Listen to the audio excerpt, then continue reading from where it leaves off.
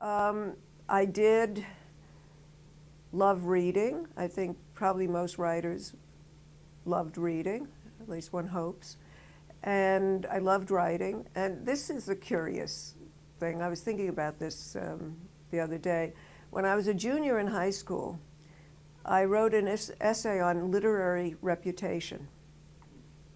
Now, it's an interesting thing that I did. So I was already thinking about, I mean, I'd read all the books that I was interested in my sister's libraries. And the novels were Mailer and Bellow and Salinger, and there was a Gertrude Stein. And so I was reading this stuff, and I was also becoming, I was a sort of natural-born feminist because I had these two older sisters and a mother, and it never occurred to me that women were inferior to men. I never even thought about it. And when I was hit with that idea, when I was 18 or 19, I remember a man saying to me, much older man, and he said, "What do you want to do?" And I said, well, I think I'll write poetry. I want to write poetry. He said, "Wouldn't you rather bake a cake than write a poem?"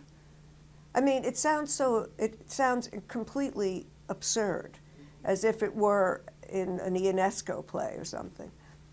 But in fact, it was said to me, and I said no, you know, and that was the beginning of my realization that girls were really treated differently. I also saw that in some of the books I was reading. I was very angry at Norman Mailer, for instance.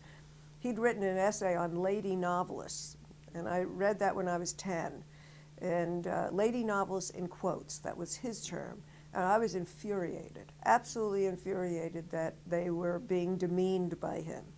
So that was very early on in my life, and produced in large part by these two older sisters who were both exceptional.